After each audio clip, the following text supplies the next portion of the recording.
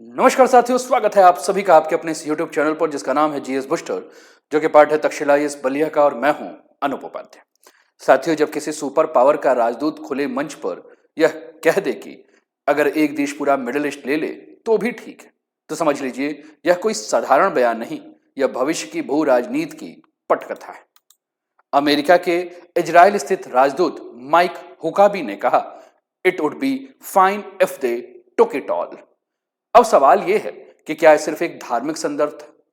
क्या यह बाइबल आधारित ग्रेटर इजराइल की सोच की झलक है, या फिर मिडिल ईस्ट की सीमाओं को फिर से लिखने की मानसिक तैयारी? क्योंकि नील टू यूफ्रेट्स सिर्फ दो नदियों का नाम नहीं, यह एक ऐतिहासिक, धार्मिक और रणनीतिक बहस का केंद्र है। अगर ऐसा होता है तो कौन कौन से देश प्रभावित होंगे? क्या अंतर्राष्ट्रीय कानून इसकी इजाजत देता है? क्या यह संयुक्त राष्ट्र की व्यवस्था को चुनौती देता है? और क्या इससे क्षेत्रीय युद्ध की संभावना बढ़ सकती है? आज हम इस पूरे मुद्दे को 3 लेयर में तोड़ेंगे और आपके साथ समझेंगे। हम समझेंगे कि राजनीतिक शक्ति संतुलन क्या है, हम ये भी समझेंगे कि अंतर्राष्ट्रीय कानून की हकीकत क्या है और रणनीतिक भू राजनीति के परिणाम क्या होंगे। वीडियो के अंत तक आप इस बात को समझ जाएंगे कि यह सिर्फ एक बयान नहीं, बल्कि आने वाले दशक की मिडिल ईस्ट राजनीति का ट्रेलर हो सकता है। तो चलिए शुरुआत करते हैं आज के इस सेशन का। वीडियो को अंत तक देखिएगा। चैनल पर पहली बार है तो चैनल को सब्सक्राइब करके बेल आइकन दबा दीजिएगा और वीडियो को अंत तक देखकर आप अपने विचारों को कमेंट के माध्यम से हम तक अवश्य पहुंचाइएगा। तो आज का टॉपिक आपके स्क्रीन पर है, नील से यूफ्रेट्स तक अमेरिका का बड़ा संकेत, अरब इस्लामी देशों में खलबली मच चुकी है। कुछ समाचार पत्रों ने प्रमुखता से इसे लिया है, चाहे हम DW की बात करें, BBC की बात करें या अल जजीरा की बात करें। DW लिखता है, Arab Muslim nation slams US envoy's Israel land remarks.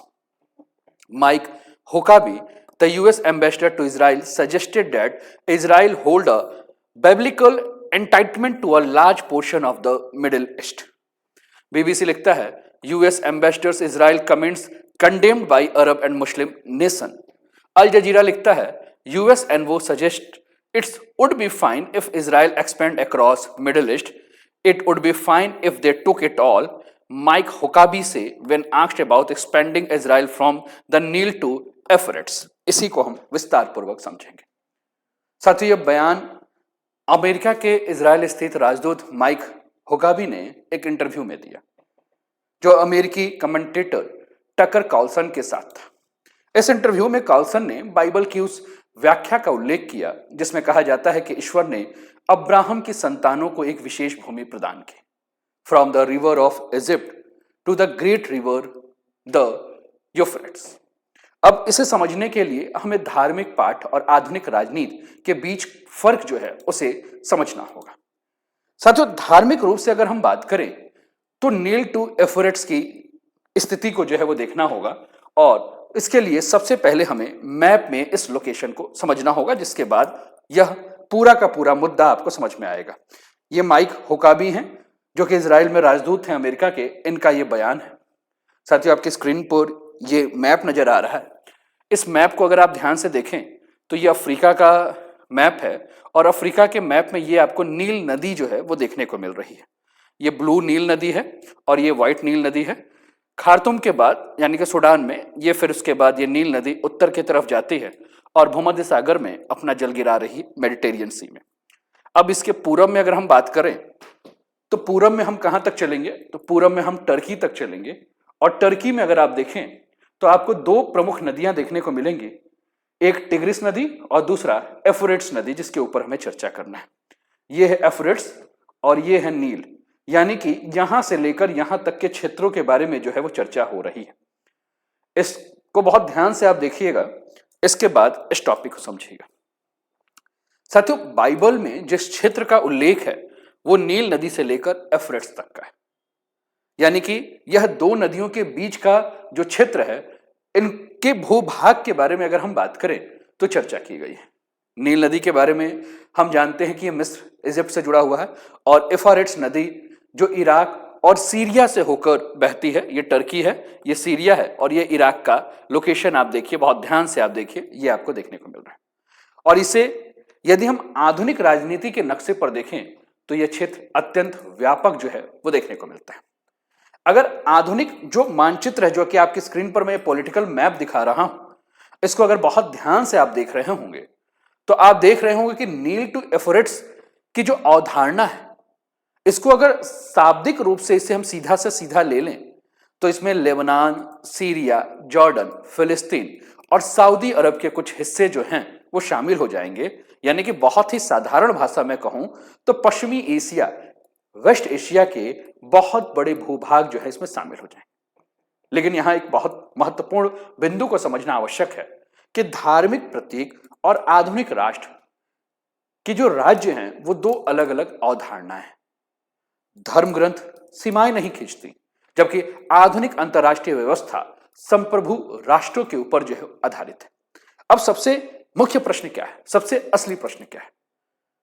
प्रश्न यह है कि क्या यह बयान केवल धार्मिक विमर्श के लिए था या यह ग्रेटर इजराइल जैसे राजनीतिक अवधारणा की प्रतिध्वनि है? यहां से मुद्दा संवेदनशील हो जाता है, क्योंकि मिडिल ईस्ट में सीमाएं पहले ही से औपनिवेशिक विरासत, युद्धों और समझौते से बनी हुई है। और जब कोई प्रभावशाली व्यक्ति धार्मिक भूगोल की बात करता है, धार्मिक सीमाओं की बात करता है, तो वह सिर्फ आस्था का विषय नहीं होता है, बल्कि वह शक्ति संतुलन की भी चर्चा कर रहा होता है। इसी पॉइंट पर हम आगे जब बढ़ेंगे तो हम समझेंगे कि राजनीति में इसका अर्थ क्या होता है। हम अंतर्राष्ट्रीय कानून की स्थिति को भी समझेंगे, हम इसके रणनीतिक परिणामों पर भी चर्चा करेंगे, और अब जो हम डिस्कस करने वाले हैं यह चर्चा और भी ज्यादा गंभीर होने वाली है। हमने एक शब्द को यहां प्रयोग किया, एक अवधारणा की बात की, जिसको कि हमने ग्रेटर इजराइल की अवधारणा की। साथियों, ग्रेटर इजराइल एक आधिकारिक सरकारी दस्तावेज नहीं है, बल्कि एक विचारधारा है। कुछ धार्मिक राजनीतिक समूहों का मानना है कि ऐतिहासिक रूप से यह बाइबल के संदर्भों में देखें तो इजराइल की भौगोलिक परिधि वर्तमान सीमाओं से बड़ी होनी चाहिए। और महत्वपूर्ण बात यह है कि यह इजराइल की आधिकारिक घोषित नीति नहीं है, लेकिन क्षेत्रीय घटनाएं इस बहस को जो है वो जीवित रखती हैं। अब थोड़ा सा और आगे बढ़ते हुए और ध्यान से देखें। साथियों, आपके स्क्रीन पर ये जो तस्वीर नजर आ रही है, ये वेस्ट बैंक की तस्वीर है, और वेस्ट बैंक में जो इजरायली बस्तियां हैं उनकी तस्वीर है। थोड़ा सा मैप में इस कंडीशन को देखें तो साथियों, आप अपने स्क्रीन पर देखिए, अगर आप मैप को बड़े ध्यान से देखें तो ये ईस्ट जेरूसलम, ये इजरायली मिलिट्री कैंप है, और ये पूरा का पूरा एरिया जो है, अगर आप यहां देखिए तो ये वेस्ट बैंक का क्षेत्र जो है वो आपको देखने को मिल रहा है। वेस्ट बैंक में इजरायली बस्तियों का लगातार विस्तार होता जा रहा है। अंतर्राष्ट्रीय समुदाय का बड़ा हिस्सा इन्हें अंतर्राष्ट्रीय कानून के तहत विवादित मानता है, लेकिन इजराइल उन्हें ऐतिहासिक और सुरक्षा की दृष्टि से उचित ठहराता है, और यहीं से ग्रेटर इजराइल की चर्चा को वैचारिक ईंधन जो है प्रदान हो जाती है। दूसरा, एक और मैं लोकेशन दिखाऊंगा। ये लोकेशन आपकी स्क्रीन पर दिख रहा है साथियों, ये गोलन हाइट्स का है। गोलन हाइट्स मूलतः सीरिया का क्षेत्र है। 1967 के युद्ध के बाद इजराइल ने इसे अपने नियंत्रण में ले लिया। रणनीतिक दृष्टि से यह ऊंचाई वाला क्षेत्र है जो सुरक्षा की दृष्टि से अत्यंत महत्वपूर्ण है। मैप में भी इसका लोकेशन हम देख लेते हैं। ये गोलन हाइट का क्षेत्र आपको दिख रहा है, ये सीरिया आपको दिख रहा है, ये ऊपर लेबनान दिख रहा है, नीचे इधर जॉर्डन दिख रहा है, और ये इजराइल दिख रहा है, ये गोलन हाइट्स। चलिए एक और लोकेशन में दिखाता हूं। साथियों, ये बाउंड्री आपको दिख रही है, ये गाजा में एक बफर जोन है। गाजा स्ट्रिप के आसपास की तस्वीर जो है वो आपके स्क्रीन पर दिख रही है। साथियों, गाजा स्ट्रिप के आसपास सुरक्षा के नाम पर ऐसे बफर जोन जो है बनाए गए हैं। इजराइल इसे अपनी सुरक्षा के लिए काफी आवश्यक बताता है, जबकि फिलिस्तीनी पक्ष इसे भू क्षेत्रीय दबाव मानता है। आइए थोड़ा सा और भी हम आगे बढ़े और चीजों को समझते हैं। ये गाजा सिटी का और ये गाजा स्ट्रिप का आपको मैप पर लोकेशन दिख रहा है, ये इजराइल है, और ये जो एरिया है, इस एरिया को जो आपको हल्का येलोइश या क्रीम का कलर दिख रहा है, ये आपका बफर जोन है जिस पर हम चर्चा कर रहे हैं। थोड़ा सा और आगे बढ़े साथियों, ये स्क्रीन पे जो तस्वीर दिख रही है, ये लेबनान की सीमा की सैन्य सक्रियता आपको देखने को मिल रही है। लेबनान की सीमा पर समय समय पर सैन्य चौकियां और सुरक्षा को लेकर जो गतिविधियां हो रही हैं उसकी चर्चा होती है। ये लेबनान है और ये इजराइल आपको आपके स्क्रीन पर देखने को मिल रहा है। साथियों, यह सब मिलकर एक धारणा बनाते हैं कि क्षेत्रीय सीमाएं स्थिर नहीं बल्कि लगातार पुनर्परिभाषित जो है वो हो रही हैं।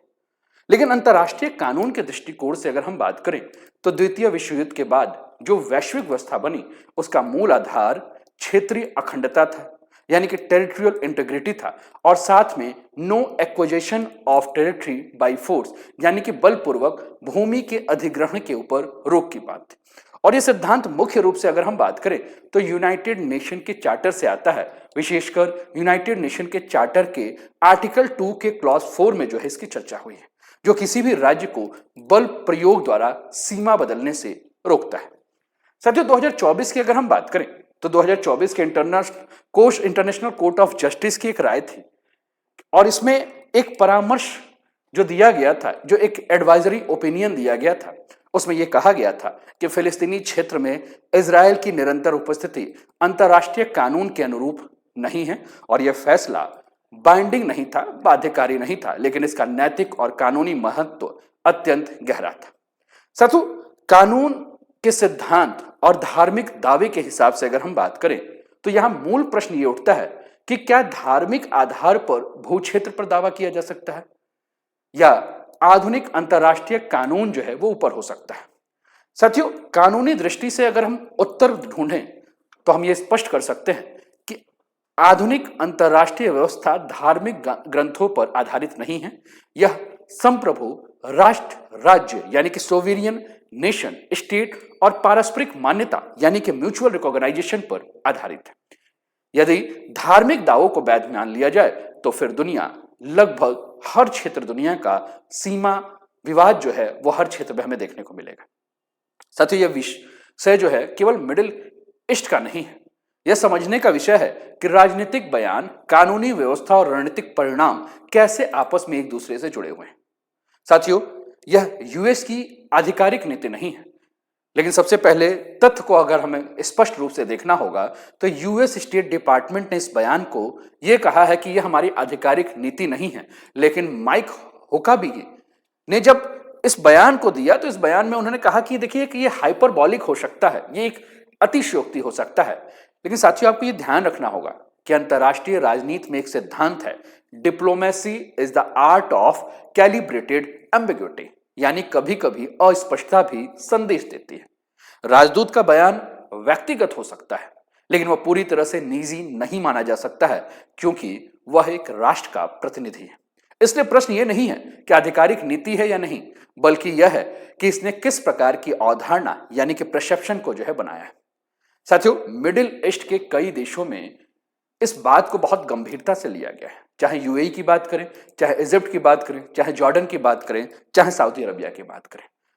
इनके साथ साथ 3 प्रमुख संगठन यानी कि Arab League, organisation of Islamic corporation यानी कि ओआईसी और गल्फ कॉर्पोरेशन काउंसिल यानी कि जीसीसी ने भी इस बयान को लेकर जो है वे आपत्ति जो है वो दायर की है। यह भी कहा है कि यह यूएन के चार्टर की भावना के विपरीत है, यह गाजा सीज फायर के प्रयासों को कमजोर कर रहा है और यह 2 स्टेट सॉल्यूशन की अवधारणा के भी खिलाफ है। साथियों, यह केवल धार्मिक विवाद नहीं है, बल्कि क्षेत्रीय स्थिरता का प्रश्न भी बन चुका है। और असली टकराव यही है कि यहां 3 अलग अलग सोच जो है वो एक साथ है। एक धार्मिक भावना को लेकर अगर हम बात करें, दूसरा आधुनिक अंतर्राष्ट्रीय कानून को लेकर बात करें, और तीसरा राजनीति को लेकर बात करें।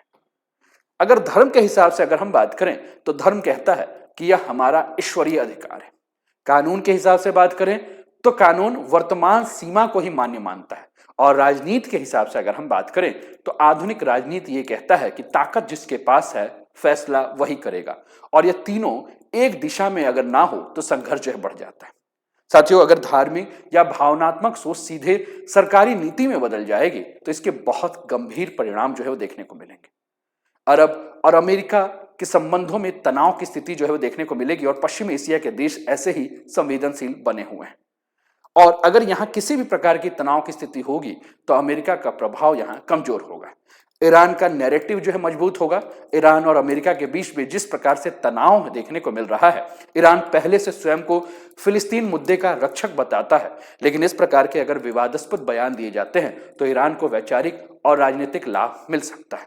चरमपंथी संगठन के लिए जो है एक प्रचार की सामग्री मिल गई है। कट्टरता और हिंसा की संभावना जो है वो बढ़ सकती है। क्षेत्रीय हथियारों की दौड़ जो है होड़ जो है वो बढ़ सकती है। पश्चिम एशिया में पहले से ही काफी संघर्ष है, गाजा पट्टी में संघर्ष है, वेस्ट बैंक में तनाव है, लेबनान में हिजबुल्लाह के साथ टकराव है, सीरिया में अस्थिरता है। यदि इस स्थिति में सीमाओं या धार्मिक दावों की एक नई बहस छोड़ी जाती है या छेड़ी जाती है तो देश अपनी सुरक्षा को बढ़ाने के लिए ज्यादा से ज्यादा हथियार खरीदेगा, सेना की तैनाती बढ़ाएगा, सैन्य गठबंधनों को मजबूत करेगा और इसका परिणाम यह होगा कि पूरे क्षेत्र में सैन्य प्रतिस्पर्धा और अस्थिरता की स्थिति देखने को मिलेगी। तो साथियों, अंततः हम यही कह सकते हैं कि मिडिल ईस्ट एशिया में जो तनाव की स्थिति हमें देखने को मिल रही है या इस क्षेत्र को लेकर अमेरिका के राजदूत का जो बयान आया है, यह सिर्फ एक व्यक्तिगत राय नहीं मानी जा सकती है, वह एक शक्ति संबंध का संकेत हो सकता है। और यह घटना हमें याद दिलाती है कि किस प्रकार से इसके माध्यम से अगर हम नील नदी से लेकर यहां तक की बात करें तो हम ये सीधे कह सकते हैं कि यह घटना हमें यह याद दिलाती है कि 21वीं सदी में भी भू राजनीतिक केवल संसाधनों की नहीं बल्कि विचारधाराओं, आस्थाओं की भी लड़ाई है। ग्रेटर इजराइल की सोच एक अस्थिर पश्चिम एशिया को जन्म देगा, सैन्य तनाव को बढ़ाएगा। आपको क्या लगता है? आप अपने विचार कमेंट के माध्यम से हम तक पहुंचाएं और कैसा लगा सेशन ये भी बताएं। सर, जो वीडियो पसंद आया तो लाइक कर दीजिए, चैनल को सब्सक्राइब नहीं किया तो सब्सक्राइब कर दीजिए और कमेंट नहीं किया तो कमेंट कर दीजिए। अपना ध्यान रखिए, स्वस्थ रहिए, मस्त रहिए, तंदुरुस्त रहिए, हंसते खेलते मुस्कुराते हुए जीवन का आनंद लीजिए। जय हिंद, जय भारत।